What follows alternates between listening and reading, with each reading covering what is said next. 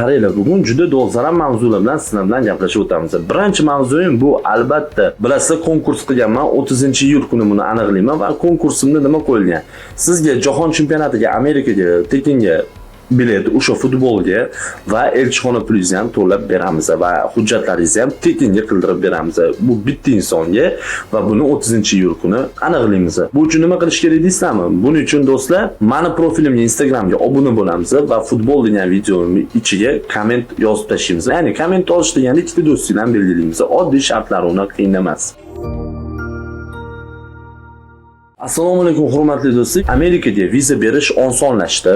Qanaqa ma'noda? Ikkita ma'noni aytaman sizlarga. Ikkita ma'no bu nima? Birinchisi, bilasizlar, O'zbekiston Respublikasi Amerika fuqarolariga 30 kun vizasiz yurish rejimini qarorini ishlab chiqaryapti. Ya'ni bu qaror ertaga amalga oshsa, bilasizlar, O'zbekistonga Amerika fuqarolari vizasiz kirib keladi. Va bu degani nima degani? Bu degani biz ham Amerikaga kirib viza olishimiz osonlashadi degani. Bu bir. Ikkinchi, bilasizlar, O'zbekistonda tarixiy voqea berdi. Tarixiy voqeadan nima iboratki, bizani 34 yil deganda futbolimiz jahon chempionatiga chiqdi.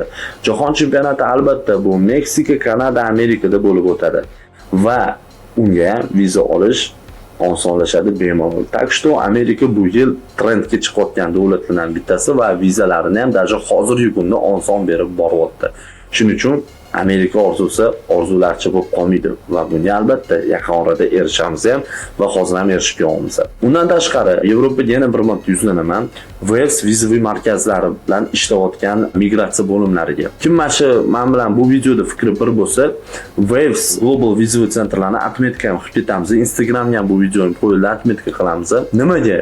Sababi o'chirtlarni bilasizlar, 650 dan $1000gacha, $1,500gacha, даже bir haftada kirgizaman deb ham qilib berayotganlar ham bor. Buni bekitib o'tirish hojati yo'q.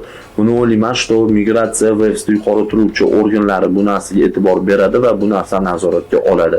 Iltimos qilaman shuni sizlardan, yuqori turuvchi nazoratchi organlar va ham yuqori turuvchi o'zini o'sha yaratgan insonlari O'zbekiston va Tojikiston respublikalarimizga ma'murda o'chirib bo'layotgan korrupsiyaga sizlar ozgincha e'tibor berishingizni. Sabab nimaga? Chunki ko'pchilik odam приглашенияsi chiqyapti va bitta shuni aybi bilan qolib ketyapti. Bu narsa endi baribir oxiri bo'lishi kerak, chunki bu narsa 2 yildan beri bo'lib kelyapti. Sabab nimaga? O'tgan yildan boshlangan, bu yilda ham o'sha почти hammasini o'tib bo'lyapti. Даже o'tgan yil emas, undan oldindan boshlangan bu narsa. Shuning uchun ham 2 yil hisoblayapman. Xo'p, 3-mavzuyimiz Yevropaga ishga ketish.